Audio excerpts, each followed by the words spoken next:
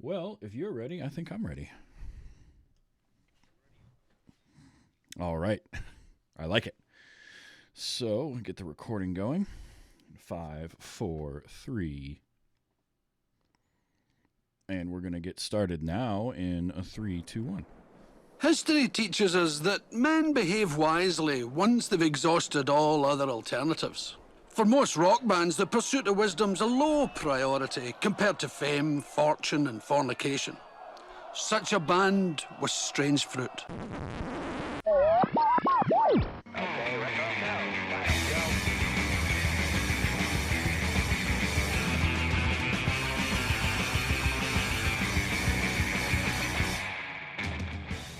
Hello and welcome. Welcome and hello. This is Wait You Haven't Seen. It's a show where we talk about movies, and specifically, we talk about a movie at least one of us has never seen before. I'm your host, Travis, aka TV's Travis, and this is episode number 220. Our movie this week from 1998 is Still Crazy, and here to talk to me about it, it's Katech. How you doing? It is nice to meet you. So you brought this movie to me, Still Crazy. So the first thing I want to know is what's your history with this particular movie?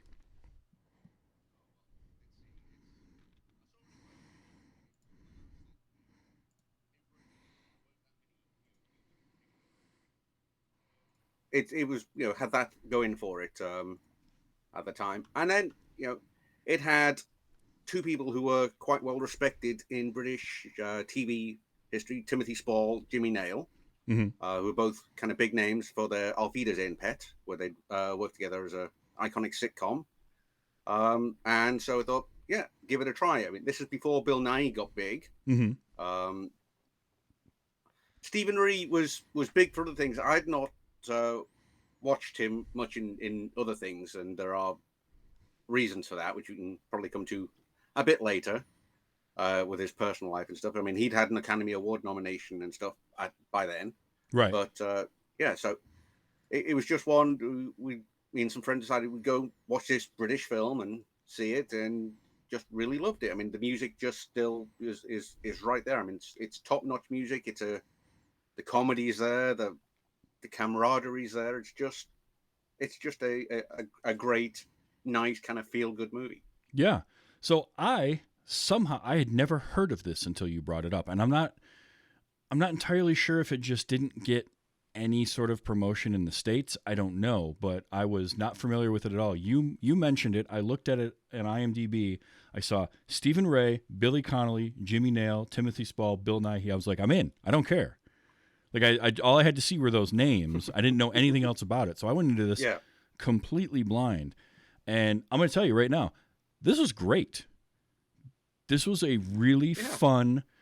I'm a sucker for a good story about a fictional, band or a fictional athlete or something like that. It makes for good stories, and I love. This is Spinal Tap. Almost Famous is really good. Yeah. The Commitments is a great movie, and stuff like that is a lot of fun. Two. Yeah. Oh yeah. No, well, the writer behind this film also wrote The Commitments. Yes, I learned that after I saw it. And the bass player in this film was also one of the singer for Jason Lee in Almost Famous. Oh, really? That I did not know. Okay. Yeah. Very cool. Jason Lee's singing voice is also one of the songwriters for this film. Okay. And I did go after watching it, and I was, I was really paying attention to the credits and the music section of it, particularly like the songwriters and stuff. And I saw Mick Jones, a foreigner, wrote a bunch of the songs, and that's what makes this work so good. Is it works so good, so well because the music is what's there. I read a couple of the critics reviews when it came out, and it was overwhelmingly or mostly positive. It kind of sits in about a 7 out of 10, 70-something% range. It's a good film. It's a pretty good film. It's not a blockbuster film. Yeah, exactly. And the only negatives I heard were critics would compare it to something like The Ruddles or Spinal Tap, and I didn't get that because it's not that movie at all. it's much more akin to when I saw like I immediately thought of things like Almost Famous and The Commitments, and knowing that the writer was the same, that helps. It was that with a little more humor mixed in, a little. Well, you got the likes of Billy Connolly and Timothy Spall is a great comedic actor. Oh, absolutely, and he steals the movie. By the way, he steals all his scenes. Timothy Spall is great in everything when he shows up. And he's immediately running from the tax people. The whole that whole first act was a ton of fun. But go ahead, you had something. Mm-hmm. No, I was gonna say it blew a lot of people as well when he first showed, because to most people Timothy Spall, he's a Burma. He talks a bit like this a lot of the time because this is how he was talking in Auf Wiedersehen, Pet. He was from Birmingham. Oh right, now he's there in this film.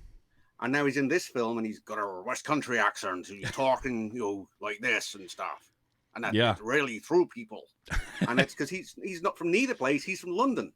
Oh, nice. And so people, it just completely threw a lot of people because they'd only known him as his big role as Auf Wiedersehen, Pet, as a Brummie, and he's from Birmingham, and it's I can see that because I could see an American equivalent would be Timothy Olyphant in Justified, has that drawl that he uses as that character, but he doesn't talk like that all the time. He's from I think like Indiana, and when I first saw Justified, it threw me off because I knew him.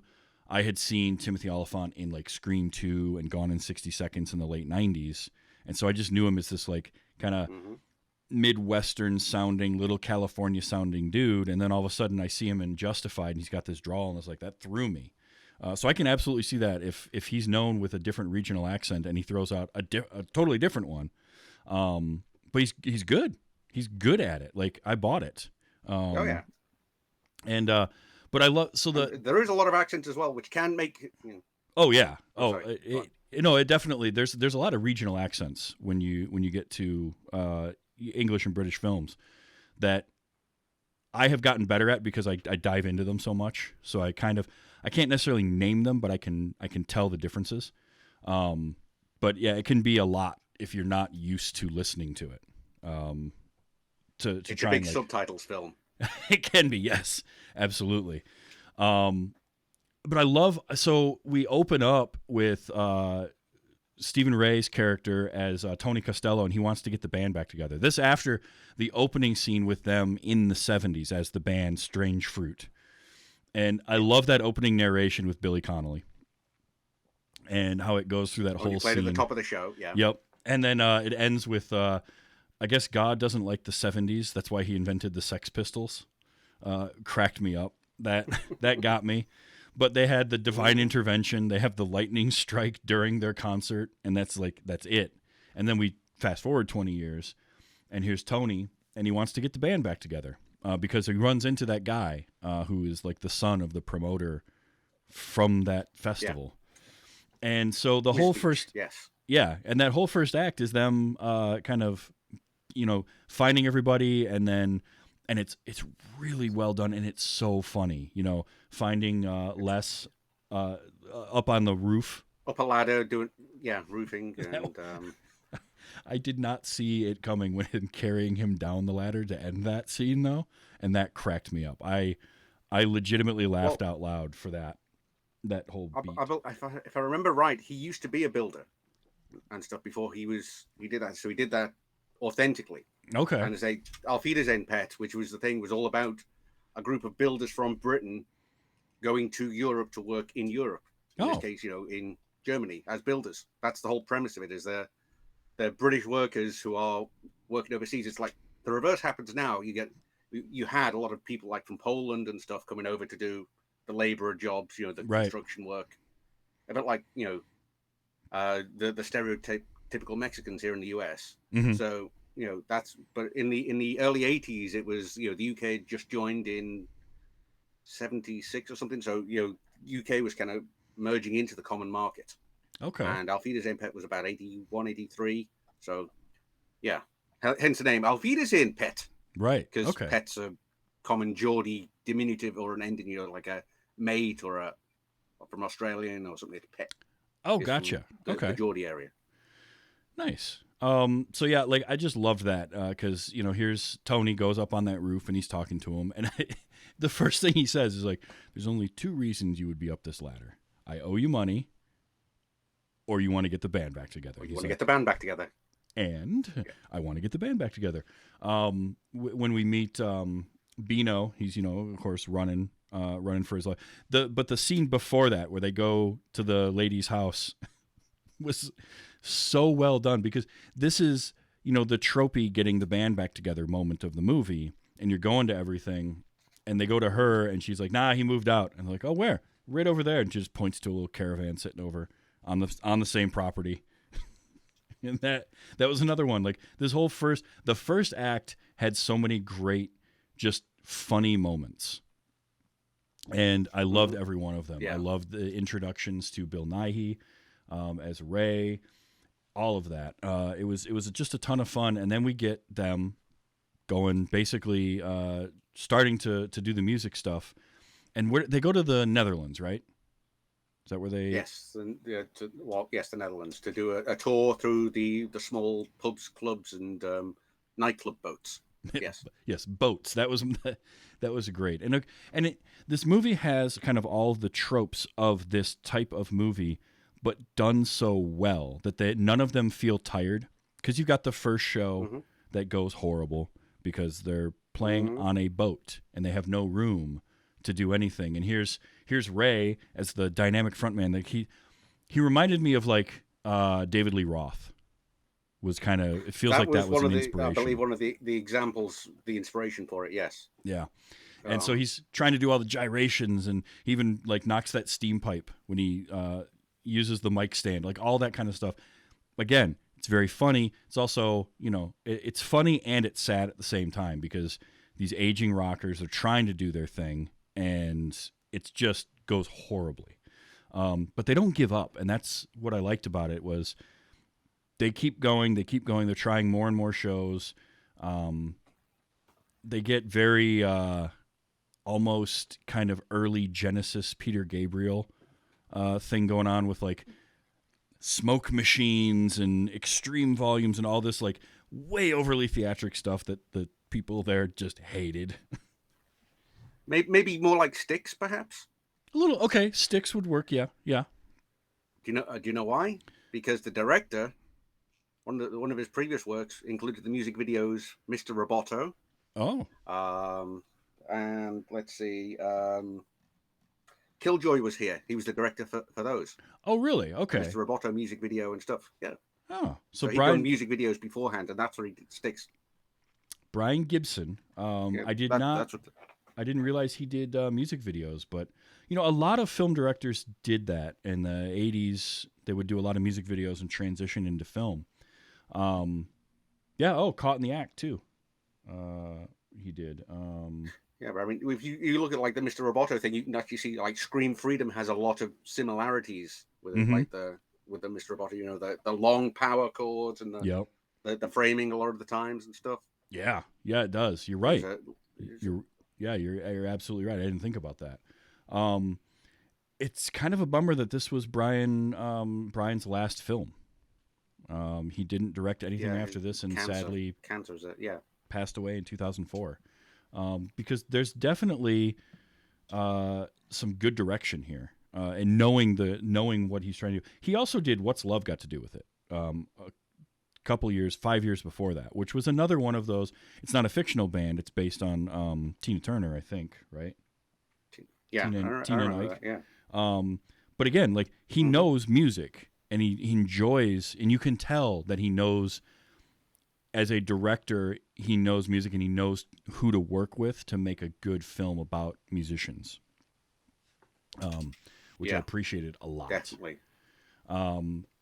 This cast is just, killer. You had Billy Connolly show up as the roadie, Huey, and he's just kind of in and out. He's sort of... excellent, yeah. He'll show up, quip, make something funny, and then the movie will forget about him for 15 minutes, and then he'll pop back up and do something else, and it's so great. And I love Billy Connolly. You sometimes wonder if he's the roadie or if he's the manager half the time, right? As well, the way he's controlling things. Well, it's that veteran roadie, and Juliette Aubrey plays Karen Knowles, who becomes their manager. She was just kind of The love interest. well, yeah, she was the love interest. Groupie. Kind of a groupie, sort of a I'll just help out wherever I can girl during the 70s. And then she takes over sort of as the manager this time around. And one thing I will say about her is in the movie, I've seen other pictures of her since and whatnot, but in this movie, she reminded me of just a little bit of Frances McDormand. She had that kind of had a look to that, like she could be a sister or cousin.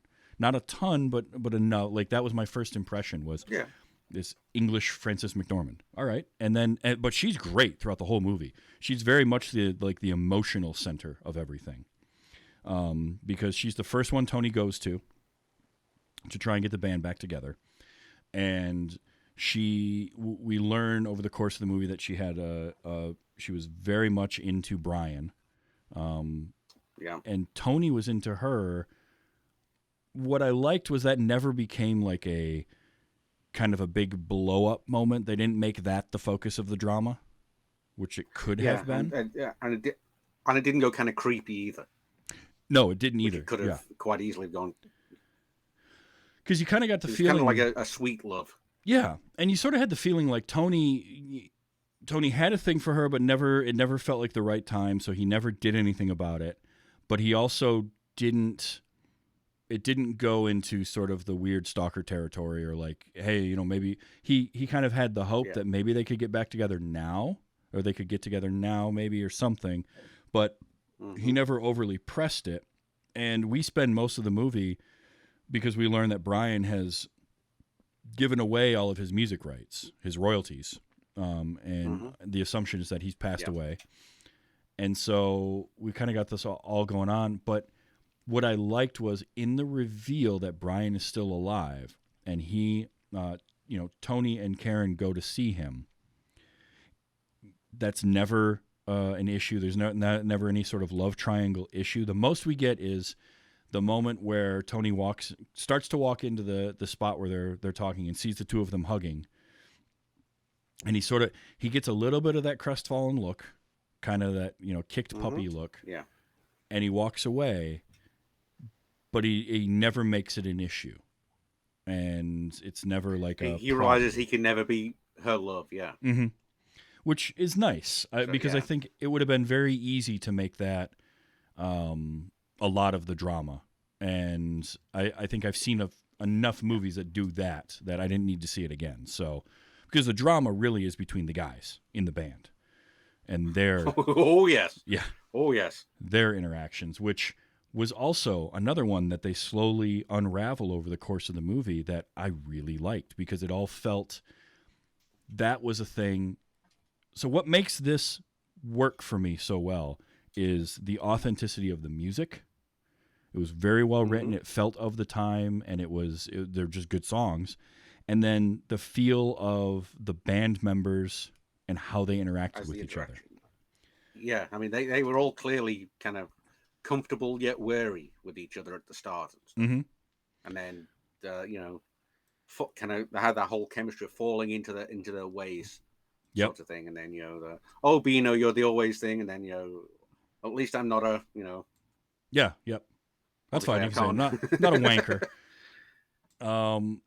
What I liked about, again, and then too, because this isn't just like a fictional band that existed, that was a thing, and then they broke up and then they came back together.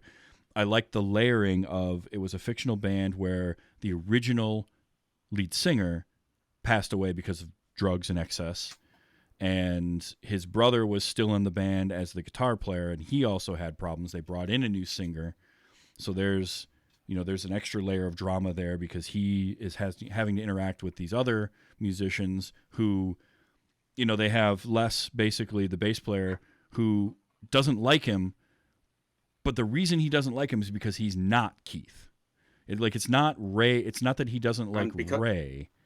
It's because Ray isn't Keith, and Keith was such a influence on Les. musically. Yeah,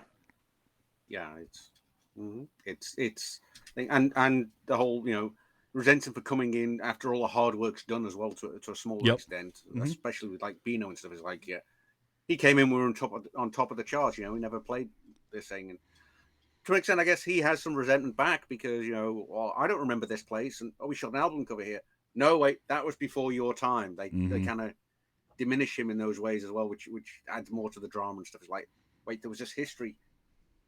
Here's our the band. I know my the band when we're big and stuff. And wait, there's all this backstory and back history to the band that he doesn't get to be part of and gets kind of forgotten and put to the side of, and that drives resentment in an egomaniac like a lead singer. Yep, exactly. And the front man is the one that's going to get interviewed first, and they have which that they moment. point out. Yep. So they have that moment. So you're right. It does drive that resentment because he's the one that's going to be talked to first, and yet he is not. He's kind of an outsider to the band. It would be sort of, an equivalent and it kind of works with David Lee Roth being a inspiration for that character. Sort of Roth and Hagar for Van Halen, or anytime a lead singer is typically it's the vocalist when this happens, but changes out in a band. It can cause some resentment. I get that, and musicians, artists are such different creatures anyway. And when you're part of a band that, when you're in a group like that and you spend so much time together touring and all these kind of things, you see a similar thing with like pro athletes. You spend more time with that group than you do your family. And problems can arise from that. And then they can grow in that resentment, and you get, it might be something like Ray is kind of played as he's very self-conscious, and when we find him here, he's not turning 50 yet, like he's not old, but he knows he's getting old. And I've almost done that. I know, I'm getting close myself. With the cake scene. Oh, that was great. But like, I just love that those interactions were so great because they all felt so real. There weren't any sort of manufactured and like over the top things. Like Les just not liking him because he's not Keith, and he resented him for that for all those years. And Ray kind of having, because he was the outsider and he didn't want to, Brian and Keith were put on this pedestal, and he's like, look, I'm as good as Keith was. In his mind, he thinks that. Yeah. And Brian, at the time, falling into the drugs and the excess and all of that, and showing up late and all this, and here's this guy who's coming in to be part of one of the biggest bands in the world, and the guitar player is not showing up, and people aren't doing stuff, and he doesn't know what's going on, and he's getting guff from everybody else. You got Tony in the back on his keyboard, just like, can we just play music? I'm just here to play music. Just hold it together, please. Just hold it together. Yeah. He's like the glue. He really is, which is what makes that final scene good. We'll get to that, but it works so well, and then on top of that, you add in another layer to the movie, which is the humor, and it never goes full on like Spinal Tap type absurdity, but it definitely points in that direction of like the silliness of pop culture and rock bands and the dumb stuff that they do and happens for them. And I liked that because it's funny at times. Well, the writer, Ian LaFurness, is a sitcom writer, and he's written sitcoms for like almost 30 years at that point, 40 years maybe. So he'd done a lot of sitcoms, and so he knew his comedy. And again, you got one of the veterans, one of the classic stand-up comedians with Billy Connolly there to help, if need be, to moderate, do a little bit of improv or say what works, what doesn't work as a kind of a check. And so, the riffing on the band names of the body parts. That was exactly where I was going to go. That was such a great thing and a great running gag, because once they started doing that, then Timothy Spall's character just won't let it go. Even though he can't, like, he's not grasping the concept of it. He's so close, but he's just off. Like he's named, like, what was it? Captain Hook, Jimmy and the Pacemakers. Like he's trying. When he Jerry, yeah, or Jerry, sorry. When he calls, I'm from Liverpool. Yeah, I need to know my. I'm not allowed to allow that one to go past. I get a Being from pass. Liverpool. I'm on the wrong side of the ocean for it. So, but when he calls Huey in the middle of the night, was my favorite one. Where the first time, because here's Huey in bed with some groupie, and the phone rings and he answers it, and all you get from the other end is just Bino yelling out a couple more names, and then hanging up on him. And I love that because that absolutely would happen. Yeah. That joke would start, and somebody would be the dingus to call the other guy in the middle of the night to keep it going, and I loved that. And I've been that guy. oh yeah, oh. I mean, honestly, I think everybody's had at least one instance of that where you get that running gag going. There was the band names. The other running gag that got me was the woman in black, and Francis Barber. Yeah, and just because Bino at this point is so absolutely paranoid about whoever's coming to get money from him that he just sees her and just runs every time. At the press conference was the best one because he just gets up in the press conference, gets out of that tent, and nobody goes to look for him. He's just gone. And we cut back to him later as he's running through the car park. Yeah, he's just the drummer. There's a dozen of them here. We can find another drummer. The drummer. But that was machines to replace drummers anymore. Yeah. But I liked that it had that right balance of humor and drama in this movie to make you laugh and still make you care about all these characters, and that's a testament to the writing and the actors. Most of the characters, I'd say. I mean, the young boy, the replacement guitarist Luke, he's kind of forgettable, really. He is, and there's not much character there, so it's not so much Hans Matheson's fault. The actor that played him, I mean, he did fine. Good actor, but he did fine for what he was did given. Not given much to play with. No, he's basically there to have a moment where they can come up with an excuse to have Brian not there, but have a separate guitar player. And then, they didn't totally flesh out. They started going down the road of Karen's daughter is with them, and him, but they never fully committed to that. But he does get that one great moment after the press conference when Brian showed up at the end. And they're at the press conference for their final gig, and all of the press people start asking him, all these really tough questions, and you can see Brian just oh boy, I've made a mistake. I shouldn't be here. Cringing in on himself. Cringing and turtling up, and they all leave, and Luke is the last one there, and he waits, and then he just berates those guys. It's because when he that was the best piece of writing for that character. In that when he started, he was just a gun-for-hire guitar player. But he's spent enough time with them now to get why it's important that they are still, that they put out music. And the whole thing of they deserve better. And I thought that was great because it did show at least a little bit of, he had a small arc, but a little bit of an arc there of he came around. At the start of it, he didn't really get it.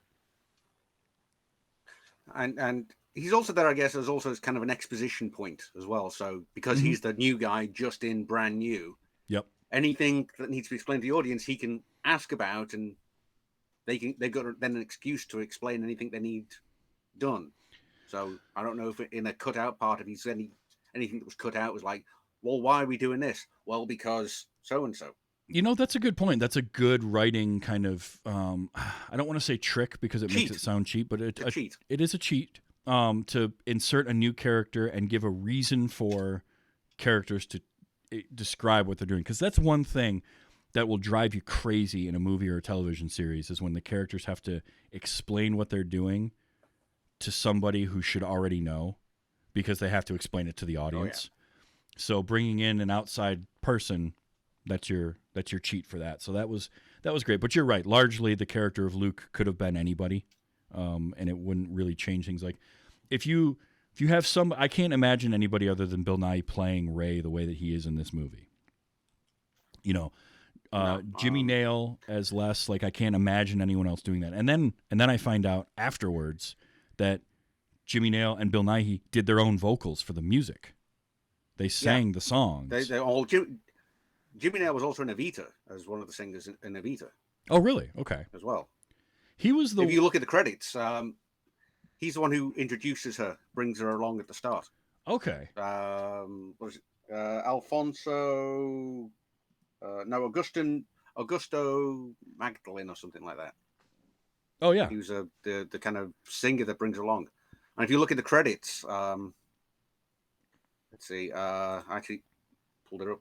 Unfortunately, I can't show you, but on the credits, if you look at the credits picture, at the end of the trailers for Evita, it says a film by Alan Parker, Madonna, Antonio Banderas, Jonathan Pryce, Evita. Then on the bottom it says Jimmy Nail, lyrics by Tim Rice. Oh, so he's actually right there in the credits. He's one of the four credited actors. Very nice. The three you know of, and him. Yeah, he's the one you don't realize, but he also had a singing career in Britain as well. Okay, I had a feeling. Crocodile Shoes and stuff. Yeah, he's the one member of the main and he cast. had a series based on it. Yeah, I was the least familiar with was Jimmy Nail. It's the accent. He, unlike others, he can't do accents. He has a very thick Geordie accent. Yeah, he definitely does. But it works for him, and it worked for this band, I think, too, in this movie, because it didn't bother me at all. But he was this. Could you understand him okay? Oh yeah, I could understand him fine. To many people, the Geordie accent is kind of like the American Deep South sort of thing. Your Larry the Cable Guy sort of accent. I mean, when I first moved to the States, we had Blue Collar Comedy Tour 20 years ago. It came out and stuff. I had to have the subtitles on to watch it because I could not understand Larry the Cable Guy at all. And I know a lot of people around here are the same with like Jimmy Nail and his accent, which may be a reason why it didn't do so well marketing here, as we're going back to the regional accents. It could be in the West Country either. And I wonder too if it was the timing of this, because this was 1998. So I think when was the Full Monty? Was that 97? I think. I think it was 97. Because that would have been right around there as well. It was one of the Full Monty was kind of one of the earlier 97. Okay. So it wasn't like the earliest of the kind of British English, films to hit big over here, but that one was marketed. There was one a year before, quite a bit, but you also had 4 Weddings. Yep, 4 Weddings and a Funeral. I even remember, what was it? Like I remember Train Spotting getting advertising over here, but it was still kind of they were viewed as a novelty more than anything. Yeah, and so. Unless it was something that got a lot of sort of award buzz, it didn't really get pushed here until kind of after the turn of the century. So I think that probably played into it. And to your point, things like the thick Geordie accent is going to, for a main character, a character that has a lot of lines in this, probably played into some of that.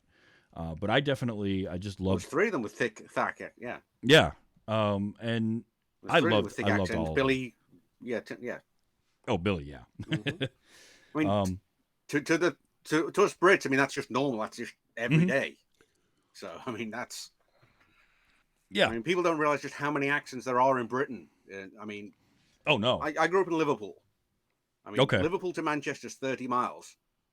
There's a Liverpool accent which is talking like this a lot of the time, and then you've got the Mancunian accent. And in between, there's a Lancastrian and a St. Helens accent. So there's 4 accents in a 30-mile span. Yeah. And they're all very, very different. And then you go across to Leeds, that's Yorkshire accents, and they're a whole different kind again. And you go down to Birmingham, that's 100 miles. You've got 2 more accents on the way to Birmingham. And then, yeah. Yeah. And it's so compacted to have that many. Like there's a lot of regional accents in the U.S. as well. But what you get is it takes a lot longer to get to the regional differences because everything's so spread out. if Columbus, Macon, and Atlanta, 80 miles apart each, right? In Britain, you'd have 4 accents in between each of the legs. Here, you'd never be able to tell the difference, really. Certainly not to somebody who doesn't live there. You're right. There'd be like the differences would be very minuscule, and it wouldn't be as noticeable a difference as that same amount of space in the UK. So yeah, and it makes it does make a difference. Because I know I have family, I have friends that have trouble with some of those. I don't. I very rarely have to put the subtitles on. I can remember, for instance, when I saw like Guy Ritchie was one that started getting movies played here. So Snatch in 2001 played in the theater. I went and saw that, and I only needed a subtitle after the fact for Brad Pitt and his supposedly Irish, yes, whatever that accent was he was doing, and only that's supposed to be a rural Irish accent. Yeah, and it was only for a small part of his stuff that I really needed the subtitles for. And then I found the subtitles on the DVD, and they were just question marks. And I was like, well, that's not helpful. Like, come on. Oh, like, they're just trolling me at that point. But no, I mean, they did that joke in Austin Powers, didn't they? With they did with him and with the we're going to talk in British like proper, so the girlies don't know. You know. Yes. Yep. Like exactly. in the Laurie with the. Yeah. I can't think of his name. With Basil. Not with Mike. Yeah, not with Mike. Mike Myers, but the one who plays Dad. Oh, Michael Caine. Italian Job. Michael Caine. Yes. Yep. Yes. That's right. Yes. Michael Caine. Michael Myers. Yes. Yeah. Michael Myers is from Liverpool as well. His family's from Liverpool. Oh, really?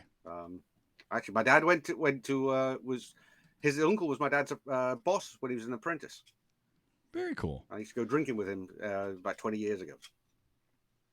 It's just weird things like that.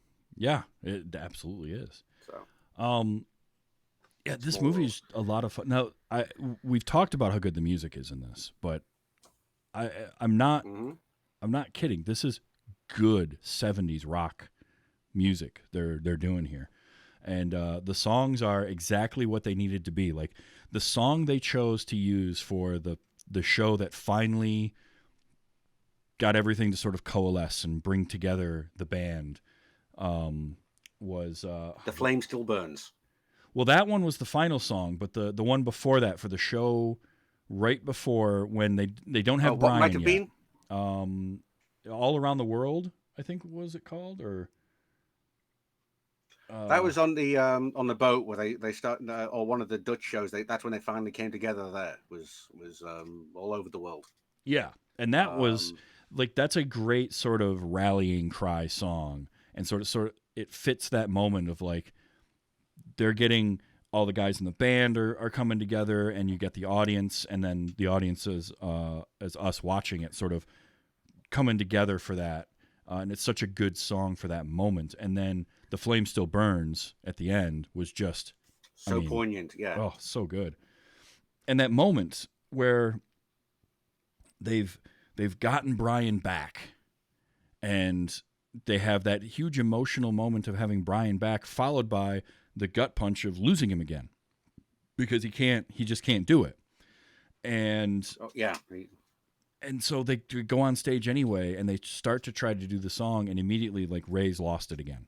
Whatever he found in the gig before that, he's lost that, and Les is he's reminded of his insecurities. You know, Brian's back, so you know the thing that Keith again, and the whole and Les is back. So, Les has got the like he's feeling all that, and so it starts to break down, and there, as you said earlier, Tony's the glue.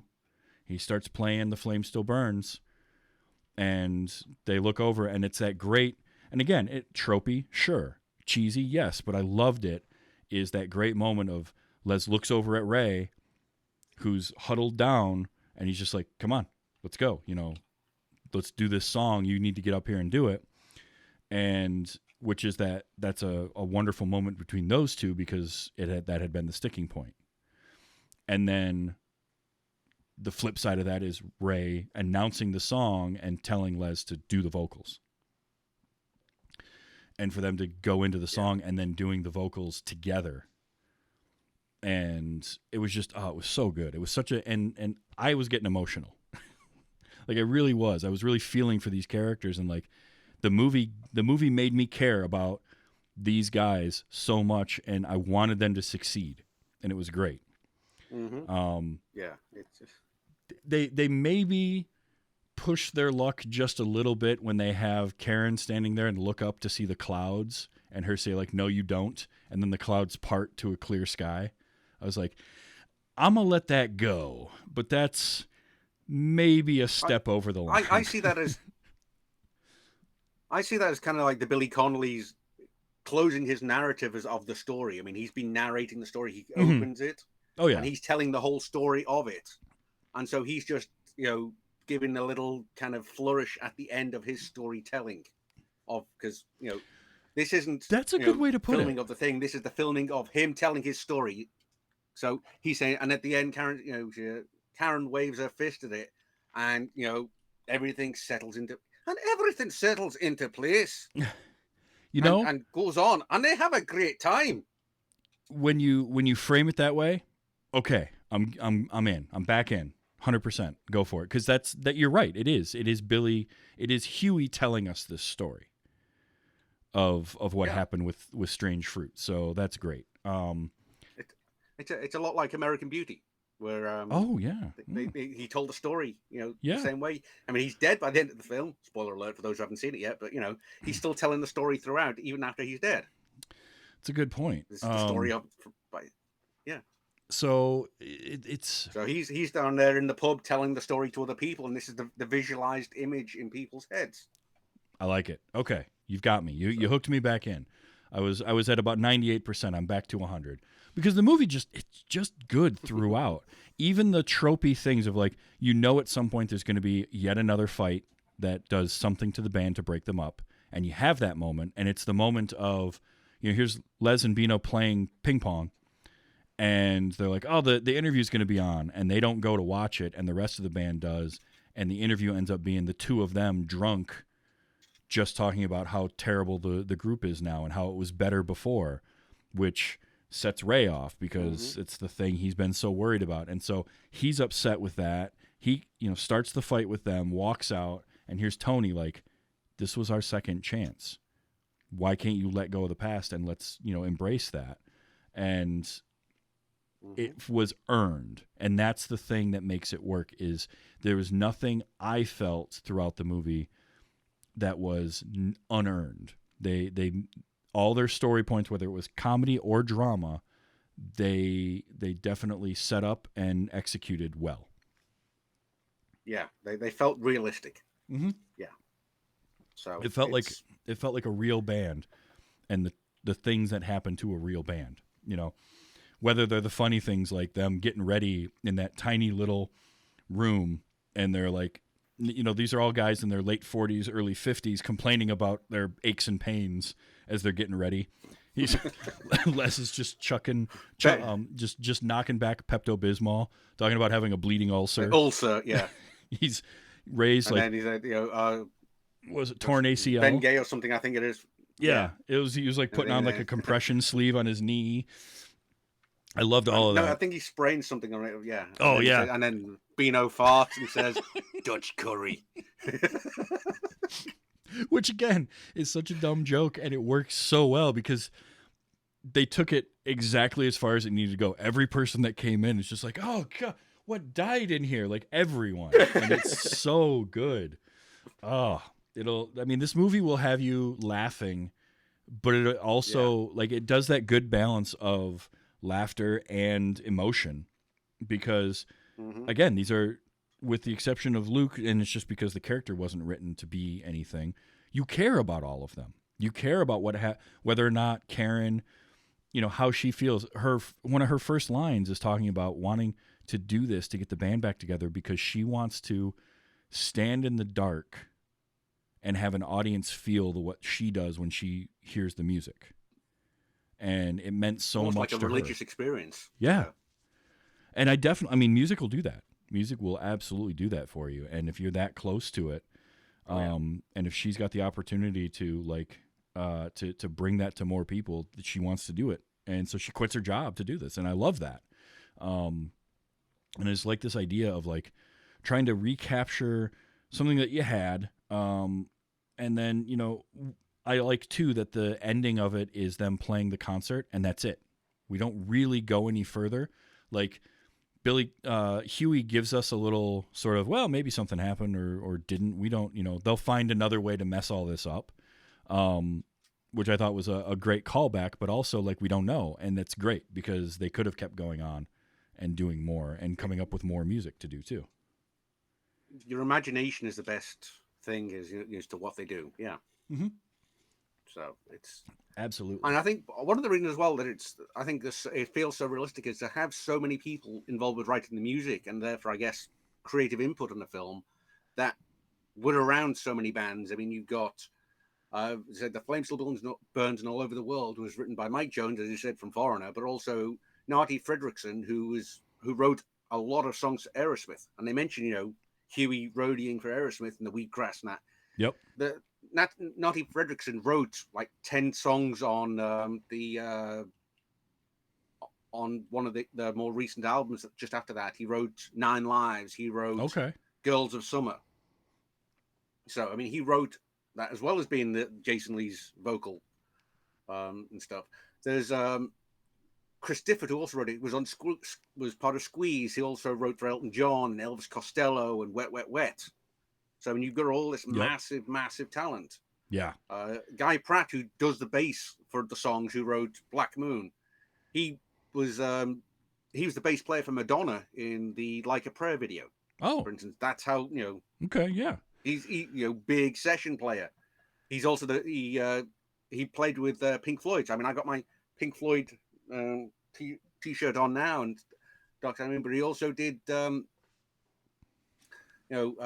music for Sims 4 and stuff. You know, they got such a range of music. And the sitcom thing is he wrote Auf Wiedersehen Pet, so he knew 2 of the actors beforehand. They also did Lovejoy, which brought Ian McShane to, at least to British knowledge, and made him a household face in Britain.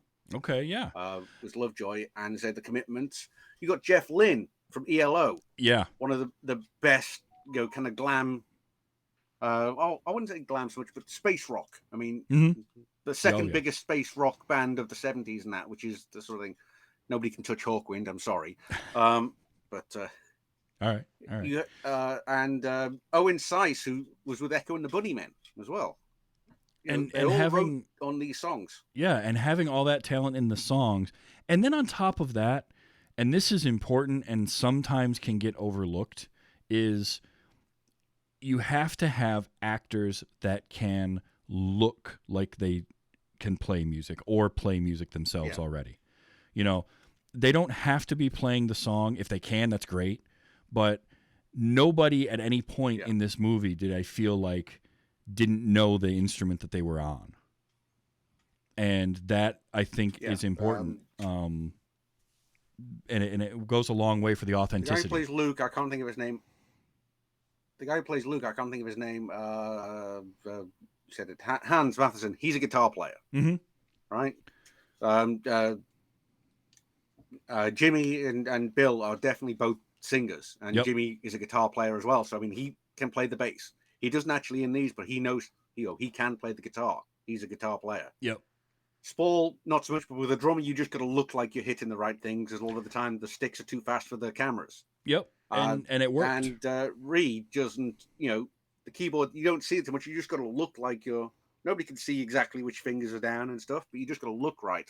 Yeah. And the bits you can see, that like the opening to The Flame Still Burns, you can play that easily. You learn how to play that one little lick, and that's all you need, and it works. And that couple, like, you've got great songwriting, the production of the songs, having 2 actors that can sing, so like the voice matches a little bit better when you're doing the production of it all, and having these actors that do know music, and a director, I think, also that knows and appreciates music and has done music videos and has And done rock videos, has done all this this stuff. kind of genre, yeah. It definitely. all comes together to make for a really good, authentic feeling movie. And I'll tell you, this is a like, having never heard of it before, this is one that I'm gonna like kind of spread the love for, and it should be as well known as something like a This Is Spinal Tap, like an Almost Famous, because it's in that echelon I of prefer it to films. them. Like if I had to choose a favorite, I think as just a movie, I like This Is Spinal Tap a little bit better, but I have more of a history with that one. I would take this over Almost Famous. And I would take this as one of the better kind of, fake band biopics, because it's just so well put together and it's so well done, and it has that humor to it as well. Like, it has that extra layer of being genuinely funny at parts and kind of silly, but in a way that still feels real. Bino running away, and then he just happens to run into him in the car, and they're like, "How do you feel about getting the band back together?" And he's just like, "You couldn't have asked at a better time. Let's go." It's a movie moment, but it's a well placed movie moment, and it really got me. And so I just loved all that. I did. I actually captured that as a clip. I had a couple of clips because I couldn't help myself. There were just a couple moments that were too funny not to get. And that was one of them. Was this? How do you feel about getting the fruits together again, Bino? Not a moment too soon, my old son. Plus, I absolutely love whenever you get that "my old son." That is such a fun. My old son. Me old son. I love that. So that one got me. Two Billy Connolly ones three, because Billy Connolly, again, when he's in something, I'm sold. I'm in, and I'm ready to go. And I played that opening narration, which was great. And then you got Divine intervention pulled the plug on the fruits. divine intervention. Meanwhile, the background of that is the lightning striking the stage and everything going dark, and the concert going completely chaotic, which was super fun. And then his line about, I think God just gets sick of all that 70s excess. That's why he invented the Sex Pistols. like, I don't know if that was the writer that wrote that or if Billy Connolly did, but I could buy that it was a Billy Connolly joke. Like, he's like, yeah, let me write this out, because that feels like something right out of one of his stand-up routines. It does, yeah. It's just, I think, even the cameos in it are well thought out. Mm-hmm. Oh, absolutely. You have Mackenzie Crook making his first movie appearance. Before he did Pirates of the Caribbean, he's the drug dealing Dutch boy. Yep. Yeah, I thought I recognized him. Okay. Yeah, so that's Mackenzie Crook. Yeah. You've also got Zoe Ball as the interviewer. Mm-hmm. Actually, she's technically playing herself. Big history of music. She was a big TV presenter in the UK in the 90s. She hosted basically the BBC's Saturday morning kids show for a while. Okay. And then she became the Radio 1 primetime DJ. So she had the prime spot on Radio 1, which is the national BBC radio station. They give the charts out. They do the charts for the music is on a Sunday night. And her husband at the time, I think she just got married or not, was Fatboy Slim, Norman Cook. Oh, really? Okay. Yeah. And so, a lot of music tie-ins there. Yeah, and those are the types of, I love, and I'll let you get to that one in a second, but I like cameos like that because, again, it lends that authenticity to things, because now they're getting interviewed by somebody who would have been interviewing them at the time. Yeah. What was the other one? And the other one, the hitchhiker, Donna Eyre. The one who with the T-shirt. Yeah. She'd actually been, she's a Geordie like Jimmy Nail. She'd been in a show called Biker Grove, which produced two of Britain's biggest TV presenters, Anton Deck. She was a secondary character to that. But she was, at that point when they were filming it, she'd just been signed on to head up MTV UK as one of their VJs. Oh, wow. As well. Okay, so there's another and it, face that people are going to recognize when they see her Yeah. pop up. Okay. and she was very nearly the brother-in-law of Prince William as well. She was dating Catherine Middleton's brother Oh for wow. like 5 years. That was a fun thing they did throughout the movie, was the couple of moments of sort of divine intervention, or the messages from beyond from Brian and the gods of rock and roll, and how they Now tell me that doesn't play in more to the Huey narrating the story to somebody after the fact. yeah, you're right, it does, because that's so good. And I loved the way that they worked it in, where they're, they find out about Brian being gone, and then they hear his song, and the guy's coming over the hill with the boombox, and then they're at their Tequila low Mockingbird, point. yes. Tequila Mockingbird, I love that. In Aylesbury, I think it is. It's a druid circle. Yeah, it's an old druid circle. And then the bus is broken down, and that's kind of that low point, and the girl just happens to show up with a strange fruit, T-shirt that was her dad's. Like, I love that. And you're right.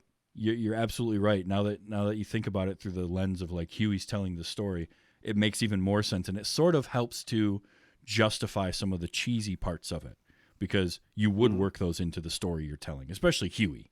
Like, that character would absolutely do that, because he's just there for the fun. Like, he's there to watch everything happen, and he's one of those who's addicted to the fun of the rock concert. Yep.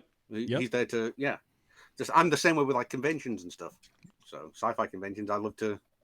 I have to go out and I love to work them just to be there and to be part of the action. Sort of thing. He's that career roadie. He never wanted to do anything else other than be a roadie, but he gets to be around it forever.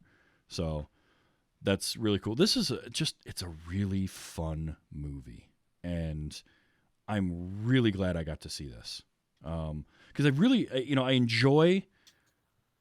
I enjoy showing somebody a brand new movie that they've never seen before, but I also, and part of the reason that I like that is because I want them to get that feeling like I had today watching this movie, of experiencing something for the first time and just letting that, that thing being great. There was another one that I like to cite a lot it's a Japanese movie called Fish Story, and it centers around a fictional punk band from the 70s in Japan.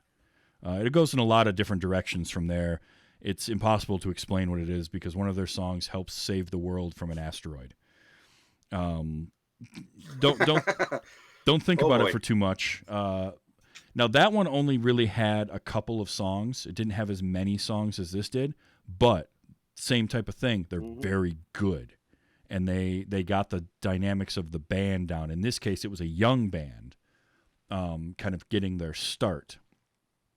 But I love that, and this is the opposite end of that spectrum, which is it's the older band coming back together and all of the things that come along with that, and I just dug it. I dug every bit of it, and I will absolutely tell people they need to watch it. I wish it was streaming somewhere on some service.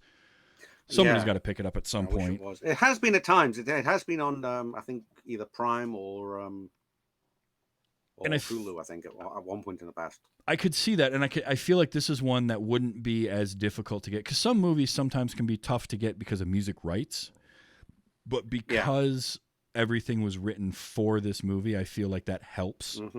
And I'd love to see it. The rights will all be included in the movie. They'll be assigned to them. They are assigned to the movie, if I remember. Yeah. My day job used to be copyright enforcement for a record label. In fact, 20 odd years ago, I started out my career as a copyright enforcer for a music label in London. So you actually know how that works, or at least how it did work. Oh yeah, that's awesome.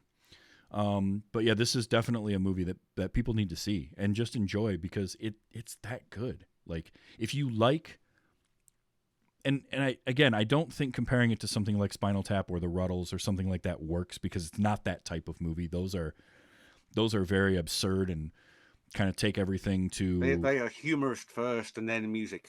Mm-hmm. Yeah, and they go to like next level type in the humor. They go to 11. I didn't want to go there, but You did, and that's perfect. You've mentioned Spinal Tap so many times. It's got to be said. It's sort of it's a law or a tradition or an old charter or something. That's yeah, you're not wrong there.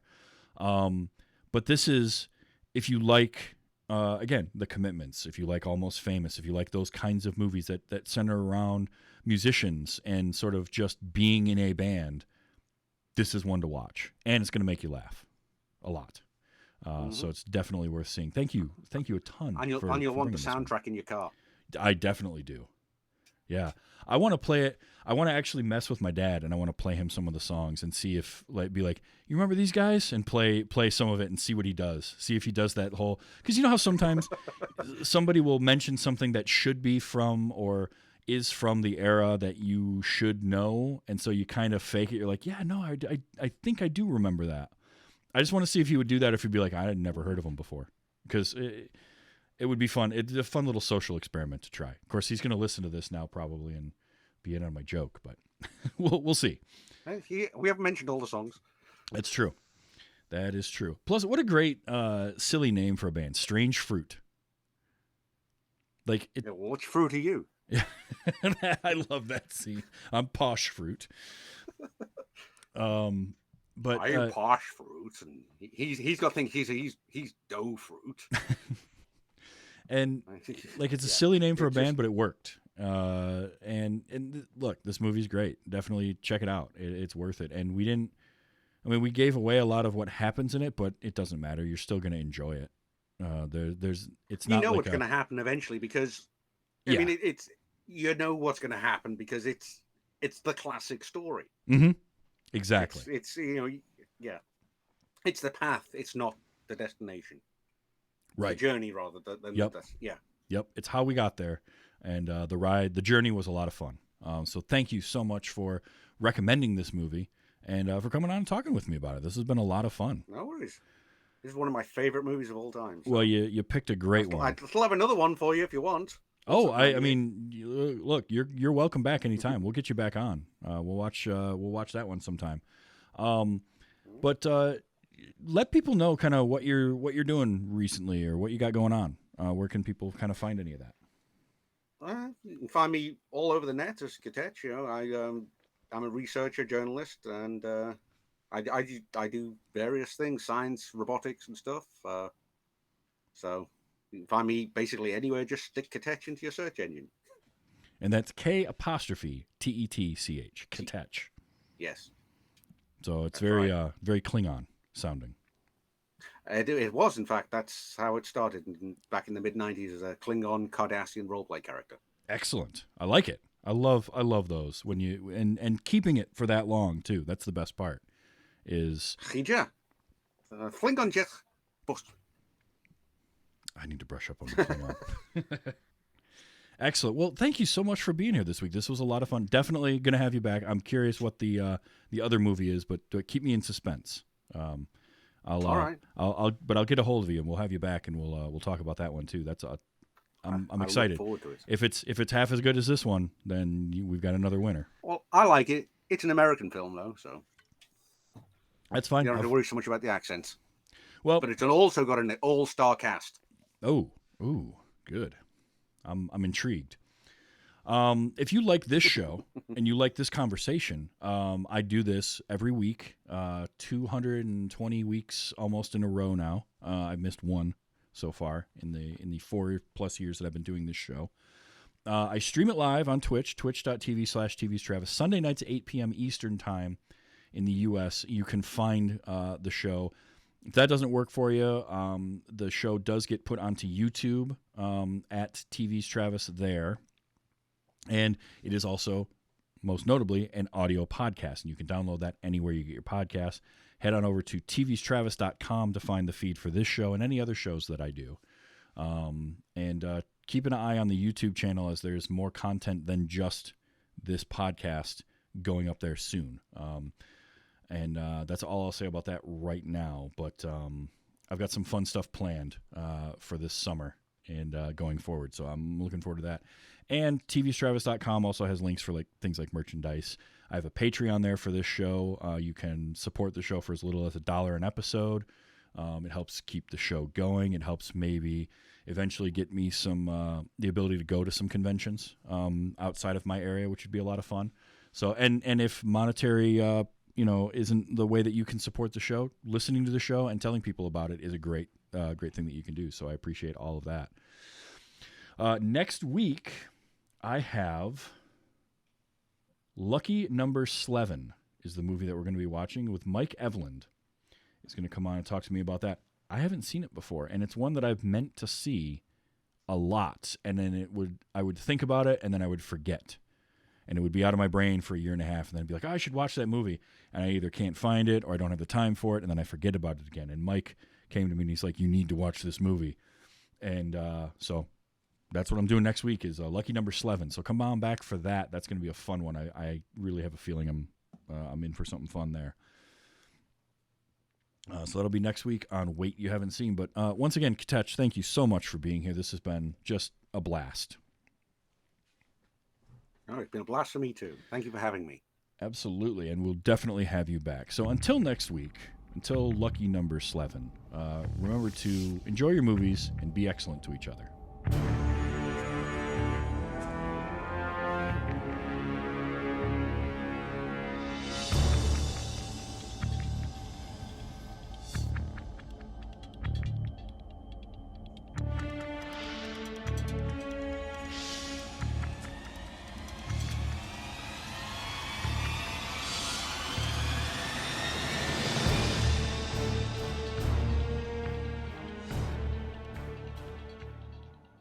And we weren't crap. We were seriously, diabolically shite.